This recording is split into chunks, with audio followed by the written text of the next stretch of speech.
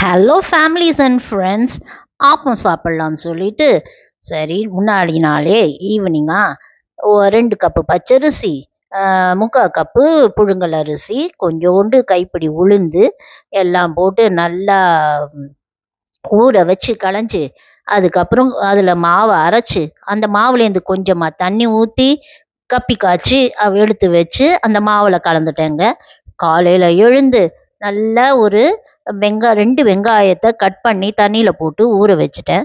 அதுக்கப்புறம் அந்த வெங்காயத்தை வடிகட்டிட்டு 2 ஸ்பூன் தேங்காய், அப்புறம் 2 ஸ்பூன் சென்னாங்குனி, உப்பு, மஞ்சத்தூள், மிளகாத்தூள் எல்லாத்தையும் போட்டு மிக்சியில் அரைச்சிட்டு, அப்புறம் நம்ம வடிகட்டி வச்சுருந்தோம்லே வெங்காயம், அதையும் சேர்த்துட்டு கொஞ்சோண்டு உப்பு இருக்கான்னு பார்த்துட்டு உப்பை சேர்த்துட்டு, அப்புறம் கொத்தமல்லி, கொஞ்சோண்டு எலுமிச்சம்பழம், அப்புறம் இதெல்லாம் சேர்த்து நல்லா மிக்ஸ் பண்ணி சம்பல் ரெடி ஆயிடுச்சு. சென்னாங்குனி சம்பல். அடுத்தது என்ன பார்த்தீங்களா, மாவு எவ்வளோ புசு புசுன்னு வந்துருக்குதுன்னு. மாவை நல்லா கலக்கி விட்டுட்டு அதுக்கு கொஞ்சோண்டு உப்பு போட்டுட்டு தேவையான அளவு,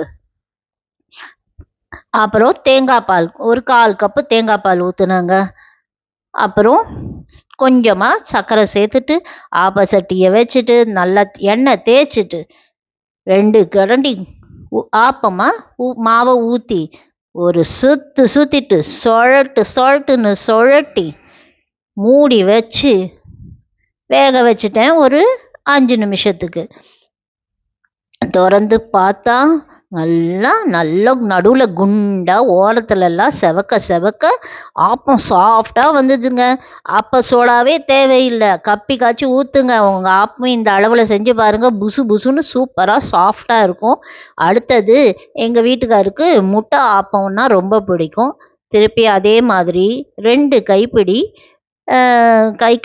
குழிக்கரண்டி ஆப்ப மாவை ஊற்றி சுற்றுன்னு சுற்றிட்டு அதில் ஒரு முட்டையை நல்லா அடித்து ஊற்றி கலக்கிட்டு அதையும் ஒரு சுற்றிட்டு மூடி வச்சு வேக வச்சு எடுத்தா புசு புசுன்னு செம்மையான முட்டை ஆப்பமும் ரெடிங்க. காலையில் பிரேக்ஃபாஸ்ட்டுக்கு நல்லா முட்டை ஆப்பம், ஒரு சாதா ஆப்பம், கொஞ்சமாக சம்பல், நேற்று வாங்கின சில்லி சிக்கனும் வச்சு நாங்கள் எங்கள் சண்டே பிரேக்ஃபாஸ்ட்டை முடித்தோம். இந்த ரெசிபியை நீங்களும் ட்ரை பண்ணி எப்படி இருந்ததுன்னு சொல்லுங்கள். பாய். அடுத்த வீடியோவில் சந்திப்போம்.